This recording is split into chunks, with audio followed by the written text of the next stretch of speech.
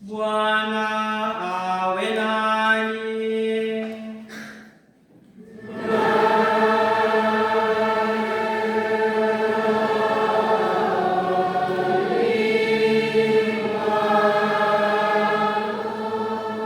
Somo la Injili takatifu ilivyoandikwa na Yohane.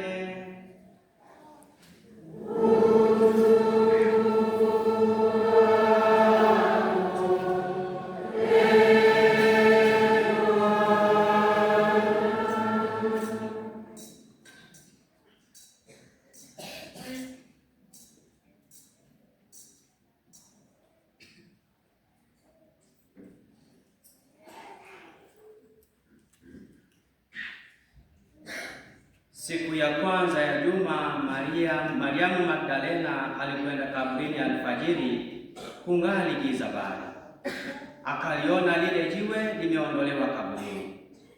Basi akaenda mbio akafika kwa Simoni Petro na kwa yule mwanafunzi mwingine ambaye Yesu alimpenda, akawaambia, wamemuondoa Bwana kaburini, wala hatujui walikomweka.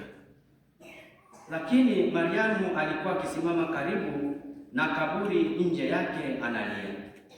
Basi akilia, aliinama na kuchungulia ndani ya kaburi, akaona malaika wawili wenye mavazi meupe wameketi, mmoja kichwani na mmoja miguuni, hapo ulipolazwa mwili wake Yesu.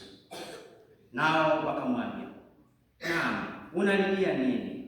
Akawaambia, kwa sababu wamemuondoa Bwana wangu, wala mimi sijui walikomweka. Naye akiisha kusema hayo, akageuka nyuma, akamuona Yesu amesimama, asijue kuwa ni Yesu. Yesu akamwambia, mama, unalilia nini? Unamtafuta nani? Naye huku akidhania ya kuwa ni mtunza bustani, akamwambia, Bwana, ikiwa umemchukua wewe, uniambie ulipomweka, nami nikamuondoa. Yesu akamwambia, Mariamu. Yeye akageuka akamwambia kwa Kiebrania, Rabuni, yani mwalimu wangu.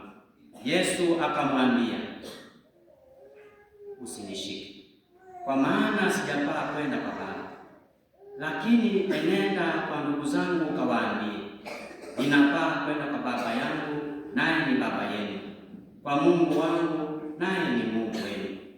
Mariamu Magdalena akaenda akawapasha wanafunzi habari kwamba nimemuona Bwana, na ya kwamba amemwambia hayo.